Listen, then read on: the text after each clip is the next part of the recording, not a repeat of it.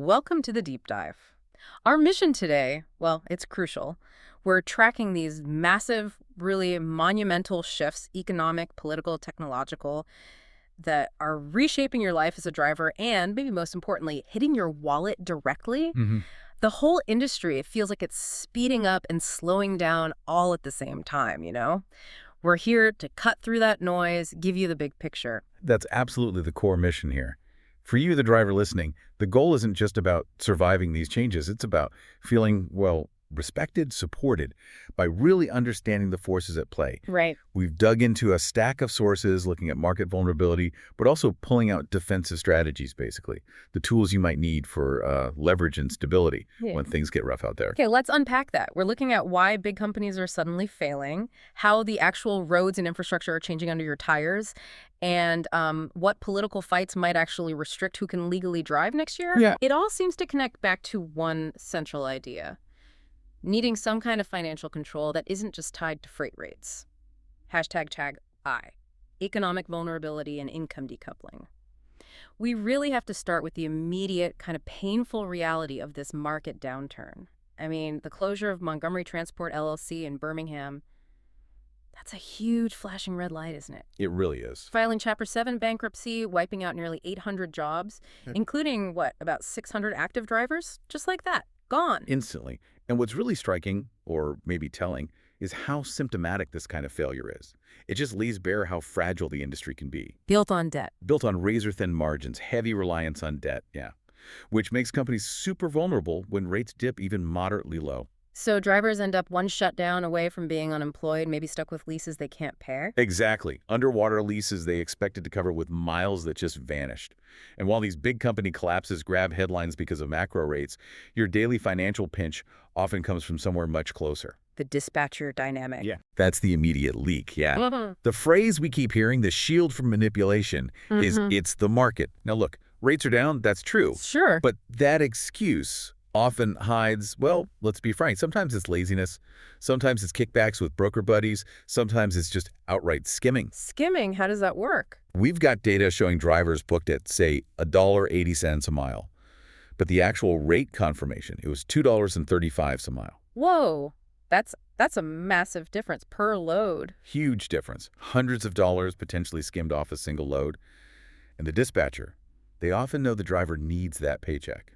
Fears sitting idle. So how do you counter that pressure when they know you're maybe feeling desperate? It's a classic leverage problem, isn't it? The money disappears because some dispatchers, not all, but some, bank on that fear. They rely on your potential desperation to push these low-ball loads. So the challenge is getting leverage back. Exactly. And the strategic defense, the one veterans like Hervey from LifeAsATrucker recommend, is what we're calling income decoupling. Getting your income separated from just the truck. Okay, this is where it gets really interesting, because this isn't just like a simple side gig, right? It's about finding real stability. Precisely. The sources we looked at suggest the answer to this constant rate pressure, and the threat of your company just folding is maybe training yourself, using modern tools, maybe even AI, to build extra streams of income, recurring income, not tied to freight. That's the core idea. This extra stream acts like a financial shield, right? A cushion. It protects you from that freight rate volatility. And it makes it possible to maybe retire or just transition out of the truck on your terms, not dictated by the market swings. It's about proactively taking back some financial control. Okay, let's shift gears a bit. Let's look at the physical changes happening on the road itself. Big stuff. We need to talk about that huge $75 million EV realty project breaking ground out in San Bernardino, California. $75 million for EV charging.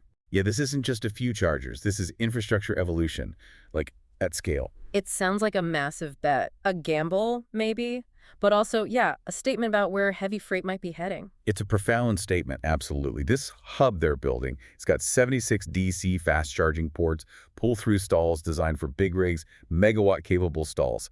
And get this, it needs a 9.9 megawatt grid connection. 9.9 megawatts, just for one charging hub. Yeah, massive power draw. It's strategically placed right near the I-10 or I-215 interchange, massive warehousing district there.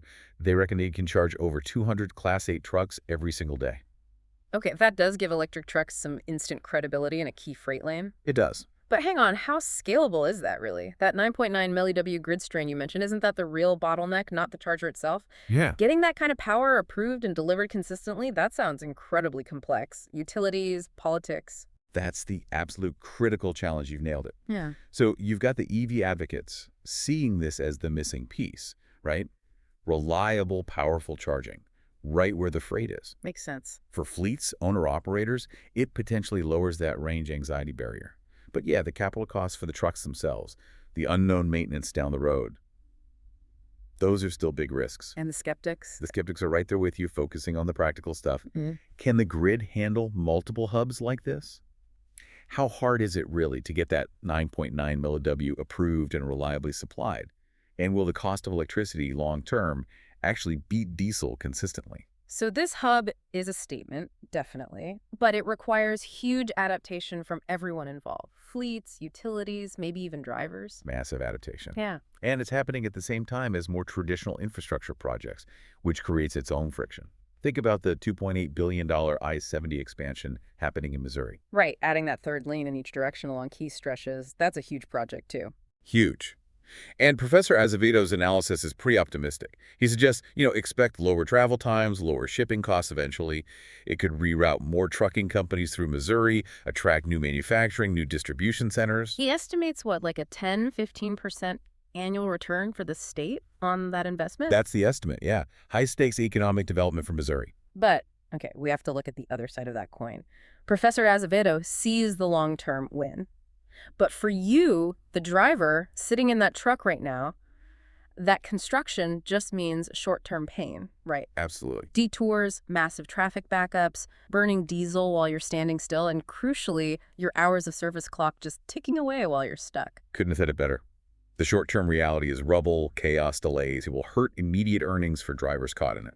So the smart driver needs to factor that disruption in, plan around it if possible, even while hoping for that smoother ride eventually. Exactly. Anticipate the benefit, but manage the immediate disruption. #tag 3, regulatory headwinds and the multi-angled view. Speaking of disruption and maybe chaos, let's talk about the political and regulatory pressures. Specifically, this push we're seeing in Texas against certain non-citizen drivers. It's being led by a group called TURF, Texans Uniting for Reform and Freedom. Yeah, this really forces the industry and, frankly, everyone to look hard at the balance between safety rules and the sheer demand for labor. TURF's founder is citing language and safety concerns. The argument being? The argument is that people that cannot read English pose risks operating commercial vehicles. They point to road signs, technical documents, and Texas has already acted, holding CDL renewals or issuance for certain non-citizen groups, DACA recipients, asylees specifically. Okay, this is clearly a contentious issue, and the sources really emphasize needing that multi-angled view here because the perspectives clash dramatically and the potential consequences are, well, massive. Absolutely essential to see all sides. So from the perspective of those prioritizing safety, the argument is about competence, predictability. Can a driver read all necessary road signs? Can they handle complex technical paperwork, maybe inspection reports in English? They frame it as being about ability, not discrimination. Okay. But then you have the opposing view. Right. Worker rights groups, immigrant advocates, they often see this as, frankly, xenophobia hiding behind a safety argument. They warn that restricting a pool of people who are legally allowed to work could violate equal protection laws, labor rights, and they worry about a slippery slope, who gets excluded next. And then there's the industry itself, the fleets, the logistics companies. They're sounding the alarm bells, naturally. They're already dealing with significant driver shortages in many sectors. They warn that cutting off this legal labor pool strains capacity even further. It likely means wider delivery windows, more delays, and ultimately increased costs throughout the entire supply chain, costs that eventually get passed on. So the bottom line here seems to be, this move restricts a legal labor pool when drivers are already scarce. It risks serious constitutional challenges, and it creates this immediate tension between sort of political border concerns and the basic reality of logistics needing drivers. Precisely. It makes the question of who gets to drive potentially just as controversial as what they're hauling. Oh. #tag 5 in airy. The power of personal adaptability and time management. So when we pull all these threads together, the risk of companies just failing, dispatchers maybe playing games with rates, these huge infrastructure changes, both electric and asphalt, plus sudden regulatory shifts, political uncertainty. What does this demand from you, the individual driver? Adaptability. Adaptability, yes, but more specifically, it demands maximizing your personal time and your leverage, building your own stability. Let's use a concrete example, the seasonal flatbed market. It's predictable, right? Yeah. We know October, for instance, is usually tough. Why does that slowdown happen so reliably? It's like a seasonal perfect storm for flatbed. Construction projects start winding down as winter approaches in many areas. Okay. Harvest trait often takes priority on trucks that could maybe haul other things. Hurricane season down south can cause delays and disruptions. Plus, you just get general holiday distractions starting, pulling focus, and maybe some capacity. And all that adds up to? Load scarcity, fewer loads available. And the brokers, they know this. They absolutely know it.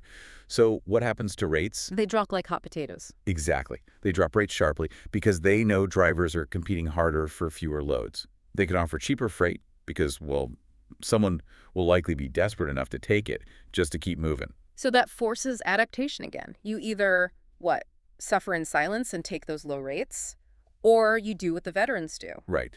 Adaptation or suffering in silence, as the saying goes.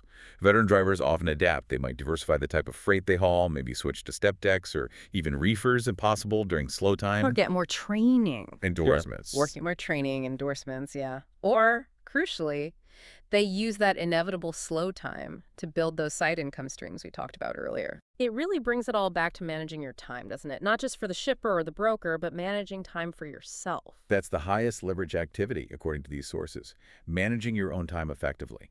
Whether you're facing a full-blown freight recession, just a seasonal dip like October flatbedding, or a huge industry shift like electrification. Yeah. The path to real stability seems to lie in creating reliable income that's not tied to the truck's wheels turning. It's like building your own personal defense mechanism against company collapse, rate games, political risks, infrastructure chaos, all of it. And resources do exist now, specifically aimed at helping truckers use that off-duty time effectively. There are blueprints out there for building online income, creating that digital diversification. The key is not waiting until you're already struggling. Build the escape ramp before you desperately need it. #HarryTagOutro. Okay, so we've taken a real deep dive today, covered a lot of ground. We've seen the very real risk of financial collapse hitting carriers. We've looked at the promise, but also the pain of both electric charging hubs and traditional highway expansion. Big changes. And we've touched on those challenging political and regulatory battles that are deciding who even gets to sit behind the wheel. And the ultimate takeaway, weaving through all of this, really seems to be that knowledge is your best defense. Control is your best offense. Meaning you, the driver, need to be proactive. You need to think about building those income buffers, those safety nets. And you need to be aware of the cracks appearing in the system before they widen to failures that sweep you away. So maybe a final thought to leave everyone with. If the industry itself is constantly changing the roads you drive on, forcing you to adapt to new tech, new rules, new financial pressures, how are you using your off-duty time, that time that's truly yours, to build an escape ramp? One that belongs entirely to you, regardless of what happens to the market or your company. That really is the strategic question, isn't it? Something to think about on the road ahead. We'll catch you on the next deep dive.